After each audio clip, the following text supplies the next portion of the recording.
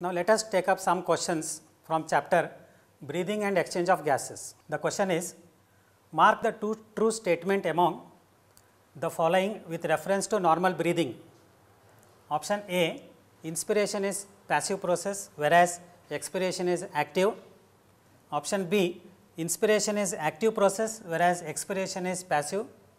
Option C, inspiration and expiration are active process, and option D, inspiration and expiration are passive processes. So, students, breathing is the first step in human respiration, where we take in air and give out carbon dioxide from lungs.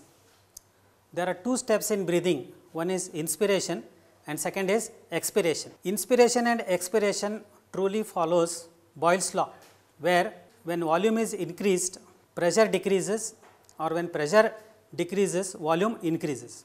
Here, the external intercostal muscles of the ribs contract during inspiration, increasing the volume of thoracic cavity in dorsoventral axis. The dome-shaped diaphragm, which is present below the lungs, contract, increasing the volume of thoracic cavity in anterior-posterior axis. So, in all directions, there is increase in volume of thoracic cavity, and when volume increases, automatically the intrapulmonary pressure decreases.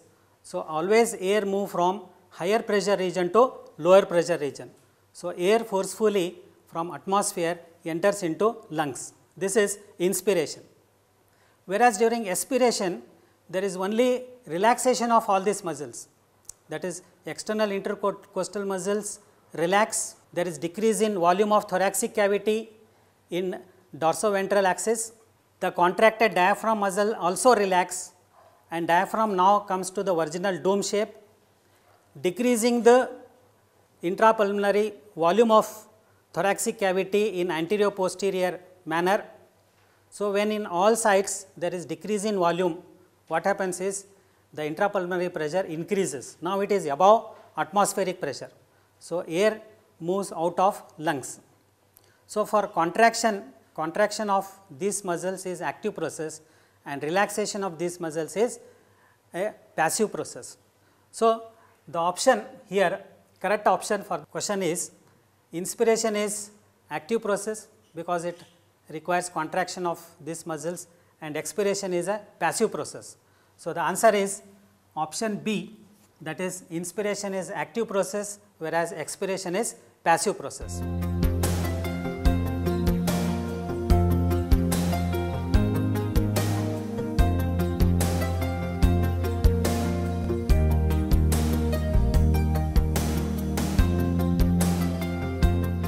Next question, a person breathes in some volume of air by forced inspiration after having a forced expiration. This quantity of air taken in is, options are total lung capacity, option B inspiratory capacity, option C vital capacity, and option D expiratory capacity. Pulmonary capacity anta ಒಂದು concept ಇದೆ. Summation of two or more respiratory volumes gives you pulmonary capacities. These pulmonary capacities are used in medical or clinical diagnosis.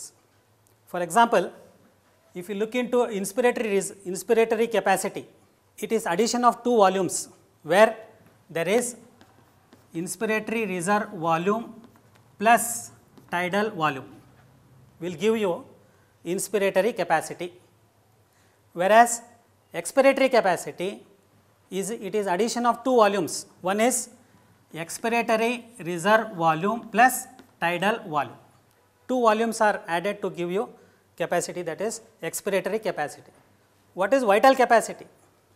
It includes inspiratory reserve volume plus expiratory reserve volume plus tidal volume, whereas total lung capacity is inspiratory reserve volume plus expiratory reserve volume plus tidal volume plus residual volume. ಇದರಲ್ಲಿ residual volume ಒಂದು ಸೇರ್ಕೊಳ್ತಾ ಇದೆ.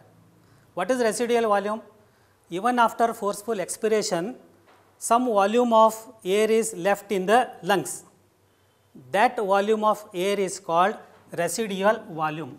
So, the question here is, a person breathes in some volume of air by forced inspiration after having a forced expiration. ಅಂದರೆ ಇಲ್ಲಿ 4 ಕ್ರಿಯೆನೂ ನಡೀತಾ ಇದೆ. ಒಂದು inspiratory reserve volume, expiratory reserve volume, tidal volume, that is normal breathing, plus residual volume. So, the answer for this question is option A, that is total lung capacity.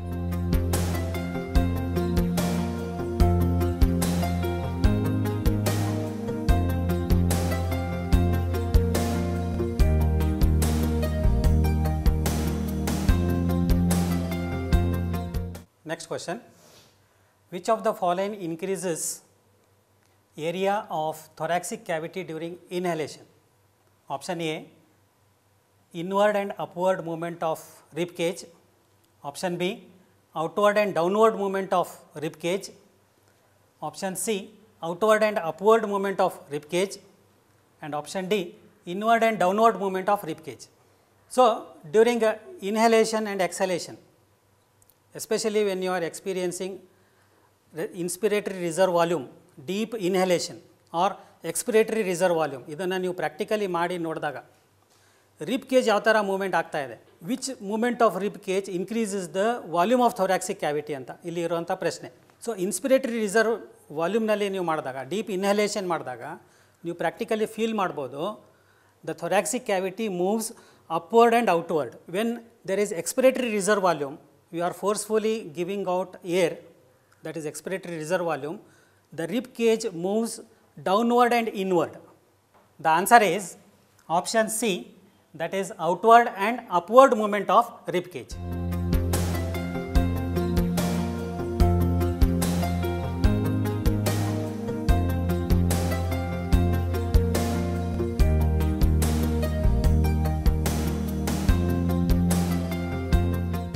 Next question.